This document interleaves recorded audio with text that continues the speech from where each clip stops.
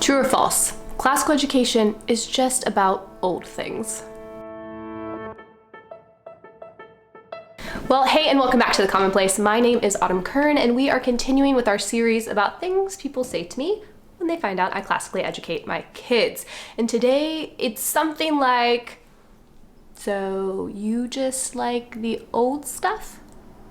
No, old stuff. Old stuff can mean anything. It can mean something really good like the Odyssey or Bach's cello suites or your grandma, or it can mean the guillotine or the Communist Manifesto or 3-week-old pizza in your fridge. No, just being old is not the benchmark for what we choose for our classical education, but I will concede now that yes, most really great things are old. But before we jump into why then do we seem to center around all the old things, I do want to say if you are looking for a book to continue reading about this idea, I highly recommend Love What Lasts by Joshua Gibbs. I actually think it is now available to order over at Circe. It was on pre-order for a while. I wanted to use it to reference for this video, but you know who you are, who still has my book. It's not with me, it's with my friend across the country. And so it's a great read. And it's one of those where you think, yes, okay, I knew this, but I couldn't articulate it this clearly to people. And so I highly recommend it. It's definitely worked its way through this video and in my thoughts generally. And so I hope that you will consider reading it as well. And yes, haha, it's a new book. So, see? I read new books. Okay, so yes, like most classical educators, oh my goodness, there's that fly again. You have got to be kidding me. Gonna be flying around my head. It seems like my whole life is just some flies. So I will concede that yes, most really great things are old, and I do maintain a very healthy prejudice towards the old things, but why? When we think about classical education, the first thing that I'm always pulling out is that we must recognize it is not only focused on the intellect. There's a very modern idea that when you go to school, it's just to put stuff in your brain, it's just to learn things for the rational mind, and that is the point. No. Classical education is concerned with the whole person, which means it's also concerned with the soul.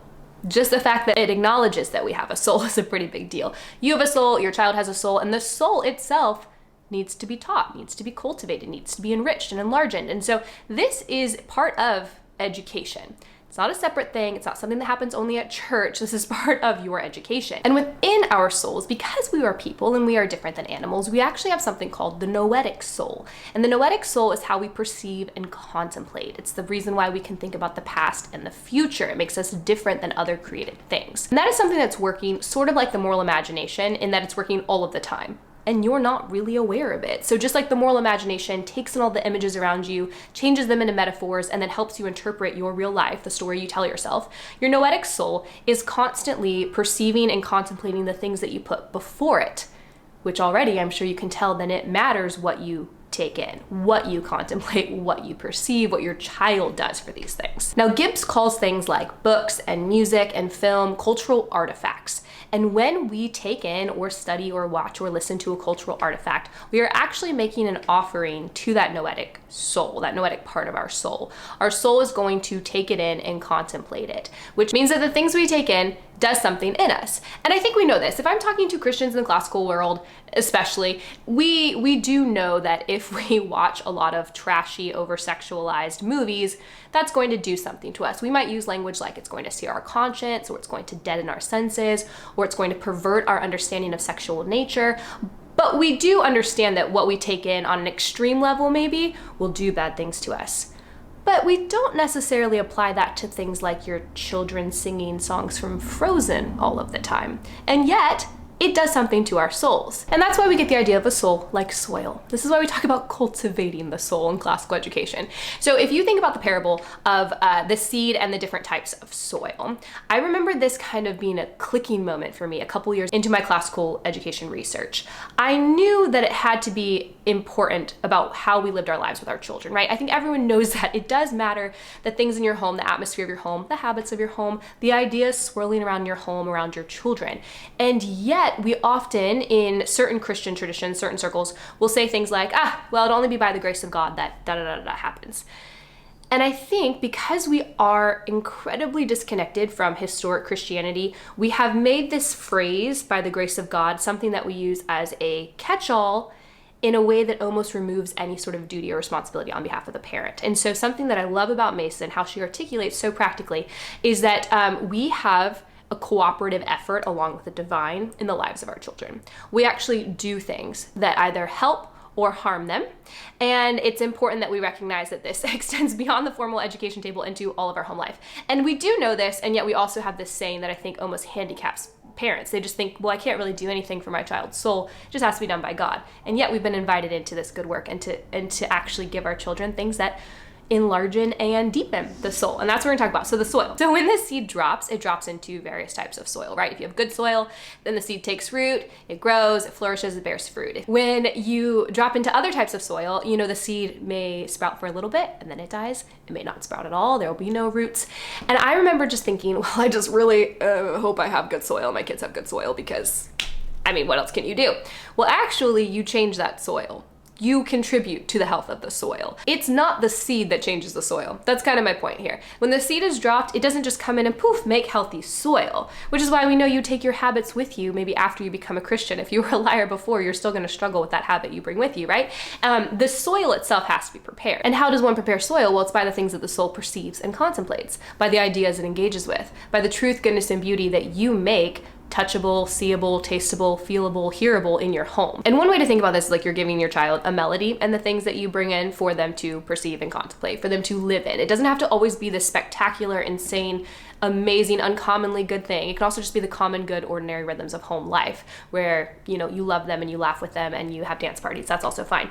But when you do these things, when you give them truth, goodness, and beauty in all of these different areas of life, it forms a melody that they begin to recognize, so that when they do actually encounter that seed of Christ, that gospel seed, when they hear it, when they come into awareness, when it connects for them, it's something they recognize. It's not out of left field, this thing that totally jars with the rest of their life or what's going on in their inner thought life or their souls. Instead, they can say, oh, wait, I've heard something like this before. It's because you've been drawing them in this direction their entire life by giving them the very best of things, which of course come from God. And so they recognize the maker when they meet him face to face. And so they recognize him and they recognize the sound of the song when they actually come into full contact with it. That's kind of how I've thought about it. These are just little notes and little melodies I'm dropping around in their life all of the time, and so that they will understand the full symphony one day. The soil has to be cultivated. It's your job as a parent to deepen it, to enlarge it, to help it grow, to be able to actually receive the seed of Christ and it to grow, it to blossom, right? And so this is cooperative effort. This is you and God. This is an invitation into parenthood, into motherhood, into education and formation of the child in front of you. It's actually quite remarkable. It's insane that we get to do this. Isn't life so fun? But what does this have to do with the old stuff, Autumn? Why do I have to read Homer? Well, if you are familiar with Aristotle, which I know all of you classical women are, or if you're not, it's okay. I'm going to link down to a workshop. I'll link down or link up. It's called Consider the Cause. It's with Amanda Foss and Brandy Fensel. And it was a really excellent explanation of the four causes as well as applying them to educational philosophies, because ding, ding, ding, not all educational philosophies are equal. And I'm actually gonna be talking about this in season 3, episode 2. So that'll be coming out next. So you should listen to it. But there are 4 causes. There's the natural, the formal, the efficient, and the final cause, which means that everything that is made, when we think about these cultural artifacts, everything that is made requires someone imprinting or putting in an idea onto a material. Let that sit for a second. Okay, you're good. So once you have that, you then, in every cultural artifact, have a material and an immaterial part to it. I know, this is where you start to get a little bit weird, but it wasn't weird if you were just a pre-modern person. If you just didn't hit the Enlightenment, this was not a weird idea to you. But everything has a material and an immaterial part to it by nature of ideas being put onto material or substances. But this is actually where we get like super Mason. So in the Mason world, we talk about living ideas, living books, living education. Everything is living. And sometimes people ask, what does that mean though? How do I know it's a living book?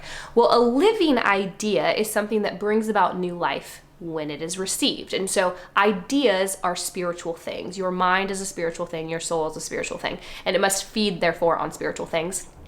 Ideas. You have to have ideas in order to feed the person well, to cultivate the good soil. And living ideas are those ideas that do not die. They are presented in beautiful form, usually narrative, and they continue to live on. They continue to delight and challenge and encourage people, persons, because they are eternal. They were made for something like soul satisfaction. And so when we think about old things, we are thinking about cultural artifacts that have stood the test of time because the ideas within them are living.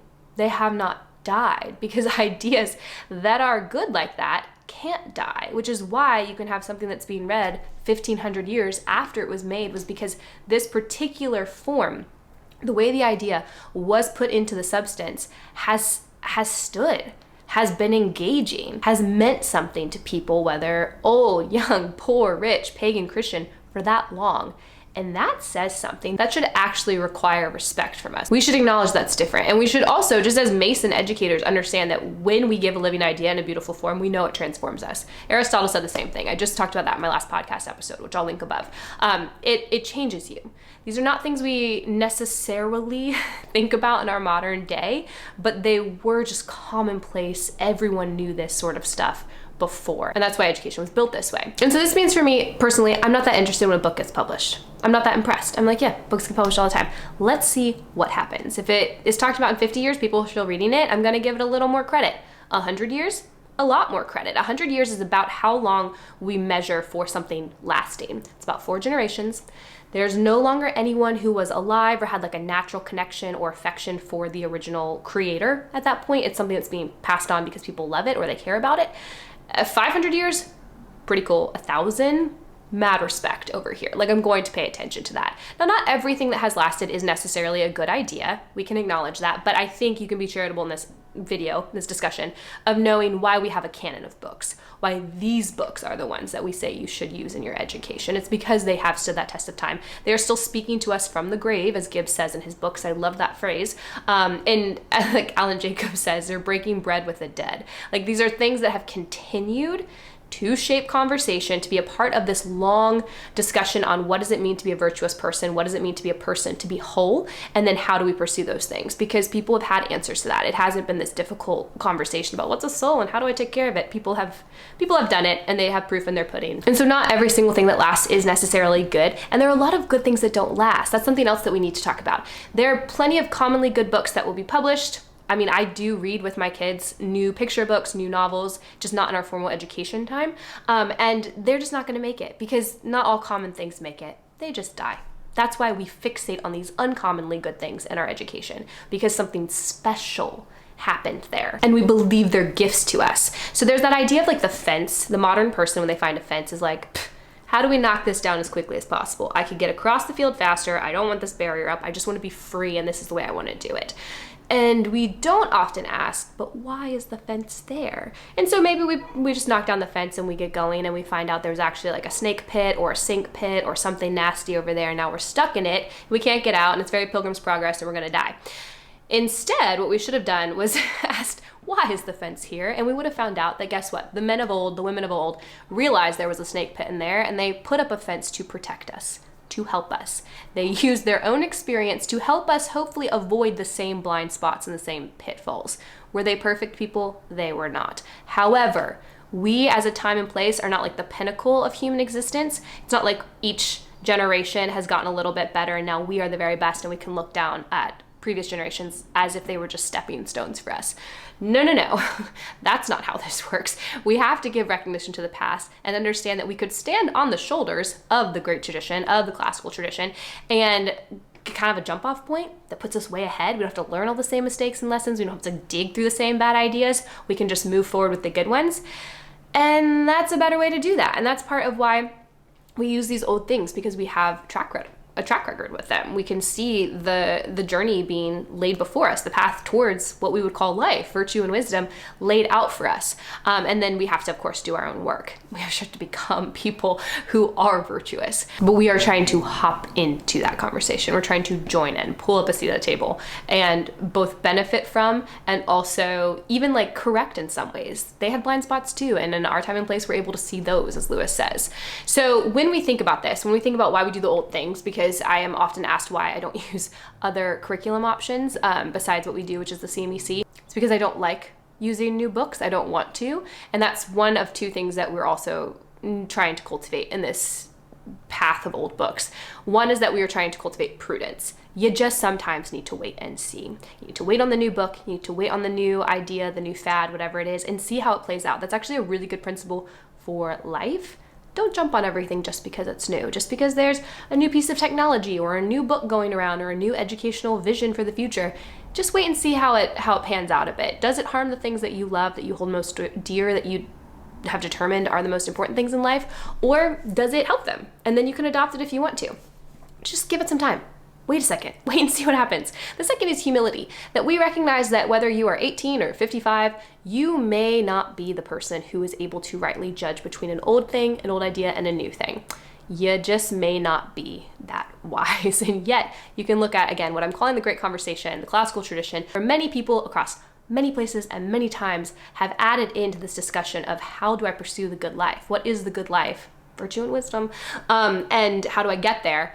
And you can join in and be humble and trust what they've mined, what they've worked on, what they've garnered, what they've gathered, what they've protected and passed down as norms.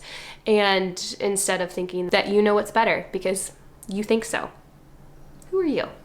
Who are you? The tradition wants to help us avoid the pitfalls and start on a clear path. And I think that's a real gift that we should inherit with thankfulness. So when people ask you, hey, are you just obsessed with old things? You can say no, but then you can say that you are trying to learn to love rightly that which is good for your soul. And does that usually happen through old things? Yeah.